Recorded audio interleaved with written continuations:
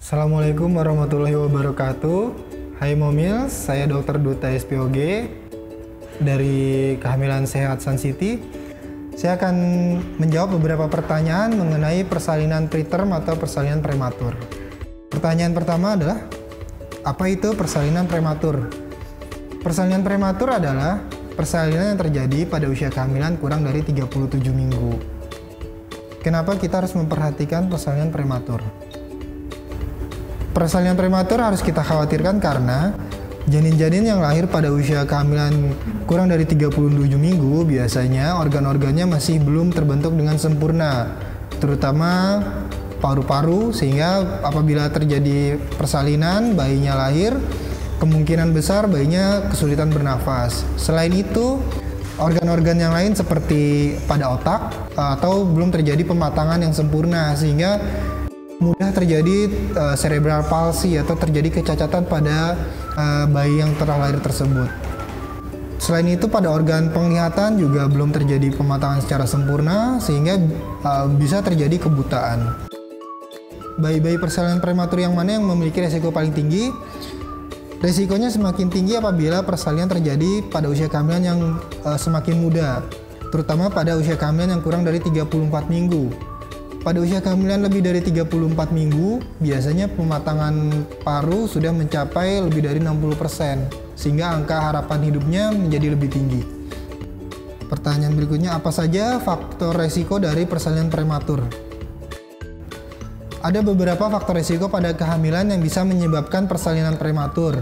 Yang pertama adalah memang memiliki riwayat persalinan prematur sebelumnya, memiliki panjang serviks yang pendek, memiliki infeksi pada jalan lahir seperti keputihan, atau infeksi di tempat-tempat lain seperti gigi berlubang, atau infeksi saluran pernafasan, jarak yang terlalu dekat antara kehamilan kembar atau bayi yang besar, anemia atau kekurangan darah, atau lifestyle yang kurang baik seperti merokok atau berat badan sebelum kehamilan yang rendah. Bagaimana cara mencegah persalinan prematur? Salah satunya adalah dengan cara kontrol secara rutin kehamilan. Berikutnya, mencegah terjadinya infeksi pada saat kondisi hamil. Mencegah terjadinya anemia yang bisa mengakibatkan persalinan prematur. Persalinan prematur biasanya ditandai dengan adanya kontraksi yang terjadi secara rutin.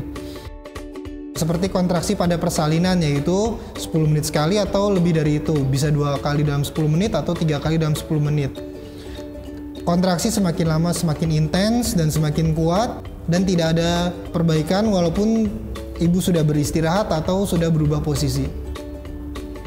Selain itu juga bisa ditandai dengan adanya ketuban yang pecah atau disertai dengan lendir bercampur dengan darah. Bagaimana biasanya persalinan prematur didiagnosis? Biasanya persalinan prematur didiagnosis oleh dokter apabila ada kontraksi yang teratur, his yang reguler, dengan disertai adanya penipisan atau pembukaan dari serviks, dan juga ada penurunan dari kepala janin. Apakah jika terjadi tanda-tanda persalinan prematur maka saya akan melahirkan secara prematur? Ada beberapa cara yang bisa dilakukan untuk mencegah terjadinya persalinan prematur apabila sudah terjadi kontraksi secara reguler, yaitu apabila ibu datang ke tempat pelayanan kesehatan seperti rumah sakit, tentu akan diberikan obat tokolitik atau obat untuk mengurangi kontraksi.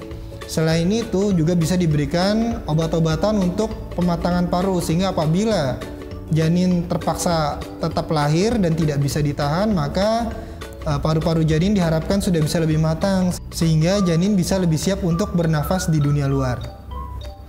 Pemberian suplemen penambah darah atau zat besi juga bisa diberikan untuk mencegah terjadinya anemia yang menyebabkan terjadinya persalinan prematur.